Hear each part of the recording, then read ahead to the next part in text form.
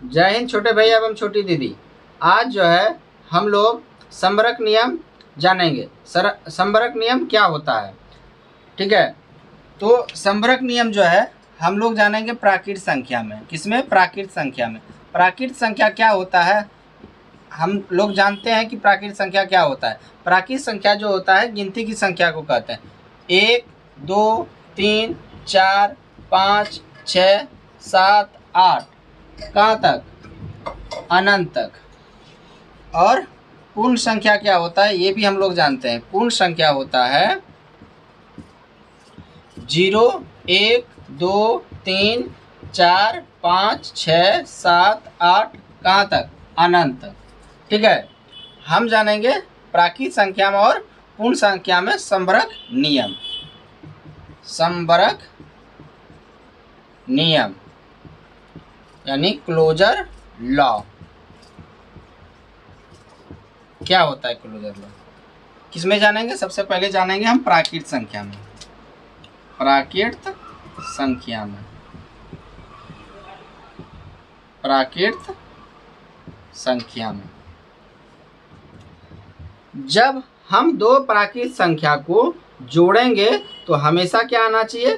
प्राकृत संख्या आना चाहिए। क्या आना चाहिए? प्राकृत संख्या आना चाहिए। तो तब जो है वह क्या होगा?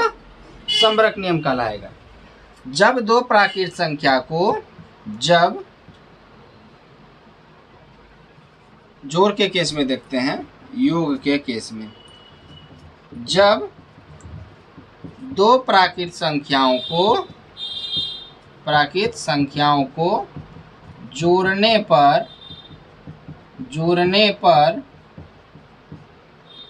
प्राकृत संख्या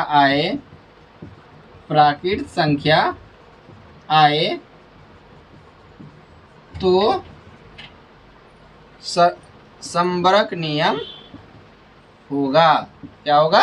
संबरक नियम होगा। जैसे अगर हम a प्लस बी, ये क्या a प्लस बी जो है प्राकृत संख्या, अगर हम ये दोनों को जोड़ेंगे तो हमको प्राकृत संख्या ही मिलना चाहिए। तब जो है क्या होगा? संबरक नियम कहलाएगा। जैसे एक प्राकृत संख्या है, दो भी प्राकृत संख्या, जोड़ने पे 3 आ रहा है तो ये संबरक नियम है। उसी तरह 3 भी प्राकृत संख्या और 4 भी प्राकृत संख्या, जोड़ने पे कितना आ रहा है? 7। तो ये क्या होगा? 10 भी प्राकृत संख्या और 7 भी प्राकृत संख्या, जोड़ने पे कितना आ रहा है? 17 आ रहा है। तो ये भी क्या होगा? प्राकृत संख्या। 17 भी क्या है? प्राकृत संख्या। तो ये संबरक नियम में आएगा। 18 जोड़ 19 कितना हो जाएगा? 37। ये 18 और 19 क्या है? प्राकृत संख्या और जोड़ने पे कितना आ रहा है? 37। तो भी ये क्या होगा? संबरक नियम कहलाएगा। योग में हमने यहाँ पे देखा कि प्राकृत संख्या में जो है नियम फॉलो होता है, अनुसरण होता है, यानी लागू होता है। अब जो है हम लोग घटाव में देखेंगे। घटाव में संबरक नियम क्या होता है? घटाव यानी व्यवकलन। घटाव यानी व्यवकलन।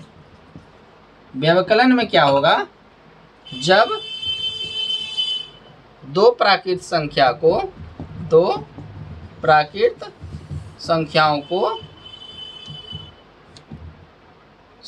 का क्या होगा? अंतर क्या होना चाहिए? प्राकृत संख्या होना चाहिए। प्राकृत संख्या होना चाहिए। प्राकृत संख्या होना चाहिए। तभी जो है क्या होगा? संबरक नियम कहलाएगा। तो देखिए, अगर a माइनस बी जो है क्या होना चाहिए? a भी प्राकृत संख्या, b भी प्राकृत संख्या, दोनों का अंतर जो होना चाहिए वो प्राकृत संख्या आना चाहिए। तब जो है संबरक नियम होगा। संबरक नियम होगा, ठीक है। चलिए हम लोग उदाहरण लेते हैं। 1 माइनस 2 कितना आ रहा है? -a। संबरक नियम यहाँ पे लागू नहीं होगा। संबरक नियम लागू नहीं होगा क्योंकि 1 जो है प्राकृत संख्या नहीं है, लागू नहीं होगा। क्या? संबरक नियम। संबरक नियम। ठीक है। उसी तरह 3 माइनस 1, यहाँ पे क्या करेंगे, 3 भी प्राकृत संख्या, 1 भी प्राकृत संख्या, घटाव करने पे कितना आ रहा है, 2 आ रहा है, ठीक है। तो यहाँ पे जो है क्या है, प्राकृत संख्या लागू होगा, यहाँ पे समरक नियम है। हाँ, तो घटाव में समरक नियम होगा भी और समरक नियम नहीं होगा। नहीं होगा कब होगा, जब पहले बड़ा लेते हैं और तब दूसरा जो प्राकृत संख्या लेंगे वो माइनस में लेंगे, सॉरी दूसरा जो संख्या लेंगे छोटा लेंगे, तब के केस में जो है लागू नहीं आती, तब लागू होगा। और पहले अगर छोटा लेंगे, दूसरा प्राकृत संख्या बड़ा लेंगे, तब जो है समरक नियम जो है क्या होगा, नहीं लागू होगा, ठीक है। चलिए गुणन में हम समरक नियम देखेंगे, किसमें, गुणन में समवरक नियम। जब दो प्राकृत संख्या को गुणा करने पर उसका गुणनफल कितना आना चाहिए, प्राकृत संख्या आना चाहिए। यानी दो संख्याओं का गुणनफल हमेशा क्या होना चाहिए, प्राकृत संख्या होना चाहिए। इस केस में जो है क्या होगा, इस केस में समरक नियम लागू होगा। लिखेंगे दो संख्याओं का गुणनफल, दो प्राकृत संख्याओं का गुणनफल, दो प्राकृत संख्याओं का गुणनफल हमेशा प्राकृत संख्या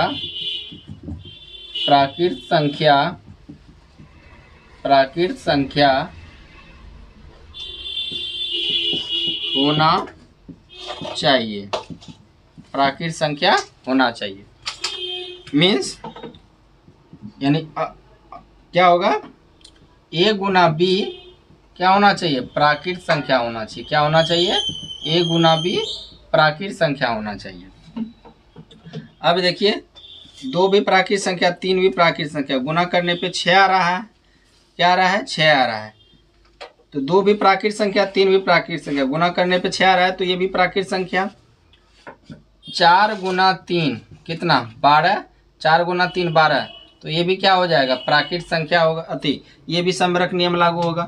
4 भी प्राकृत संख्या, 3 भी प्राकृत संख्या और 12 भी क्या होगा, प्राकृत संख्या ही है। उसी तरह 3 गुना 15 कितना, 3 प्राकृत संख्या, 15 भी 45 संख्या, गुना करने पर 45, तो ये भी क्या हो जा रहा है, समरक नियम लागू होता है। यानी गुना में जो है समरक नियम लागू होता है। हाँ ठीक है। चलिए अब जो है हम लोग भाग में जो है समरक नियम देखेंगे। भाग में समरक नियम, भाग में यानी जब दो प्राकृत संख्या में, एक ए प्राकृत संख्या और बी प्राकृत संख्या, जब ए कोई प्राकृत संख्या है और बी भी कोई प्राकृत संख्या है, अगर हम भाग देते हैं ए में और बी से, तो हमको जो आना चाहिए वो क्या आना चाहिए, प्राकृत संख्या आना चाहिए। क्या आना चाहिए, प्राकृत संख्या आना चाहिए। ठीक है, प्राकृत संख्या आना चाहिए। चलिए देखिए, अगर 1 भागा 2, 1 भी प्राकृत संख्या, 2 भी क्या है, प्राकृत संख्या, तो हमको क्या आना चाहिए, प्राकृत संख्या आना चाहिए। क्या आएगा, नहीं आएगा। अगर 1 में 2 से भाग देते हैं तो इसको हम लोग लिख सकते हैं 1/2 या 0.5।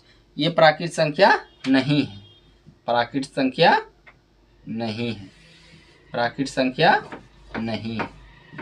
ठीक है, कोई दिक्कत। उसके बाद 2 भागा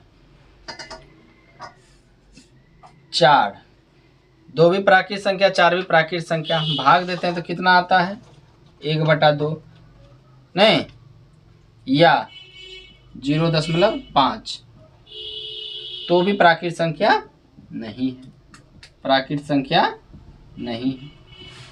यानी गुना में जो है, गुना में प्राकृत संख्या होगा, भाग में प्राकृत संख्या में समरक नियम नहीं होगा।